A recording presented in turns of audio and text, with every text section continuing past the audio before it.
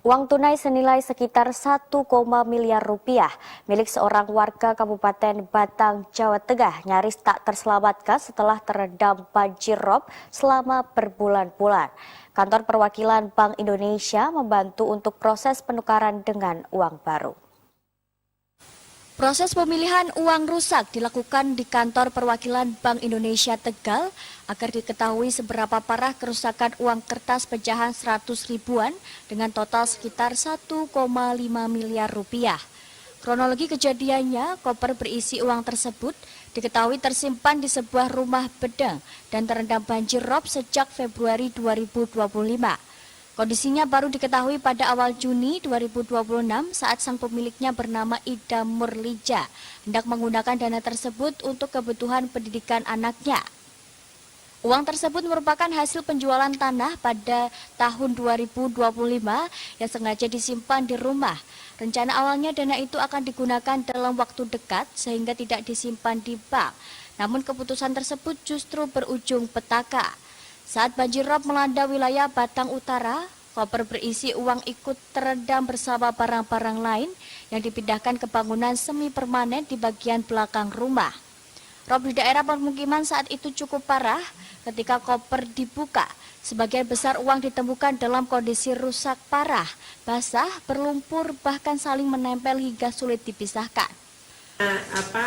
Ibu juga mungkin ini uangnya sulit ya, teman-teman bantu untuk dilakukan penelitiannya di sini. Kerusakannya yang berapa persen Bu yang bisa ditukar? Karena ini jumlahnya cukup banyak, ini masih berlangsung kan ya Pak ya. Mungkin berapa persen kira-kira ya? Saya belum.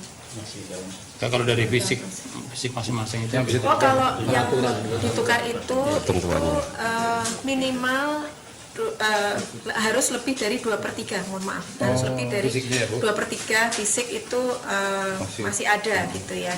Dan meskipun itu katakanlah dia terpotong gitu, tapi nanti kami punya alat untuk mengukur itu. Jadi itu kira-kira. Nah, makasih Bu Bimala. Ya. Kepala Kantor Perwakilan BI Tegal, Bimala, mengatakan pihaknya memberikan bantuan khusus mengingat kondisi uang yang tidak memungkinkan untuk ditangani secara mandiri oleh masyarakat. Uang rusak masih dapat ditukar selama memenuhi syarat, yakni secara fisik masih lebih dari 2/3 bagian. Bank Indonesia memiliki alat khusus untuk mengukur dan memastikan keaslian serta kelayakan uang tersebut. Bank Indonesia Tegal mengingatkan kepada seluruh masyarakat agar lebih berhati-hati dalam menyimpan uang tunai dalam jumlah besar, terutama di daerah rawan bencana seperti pesisir. Sekarang sudah banyak alternatif transaksi non-tunai yang lebih aman dan praktis, karena risiko menyimpan uang tunai sangat besar apalagi dalam kondisi lingkungan tertentu. Agus Supramono, Semarang TV.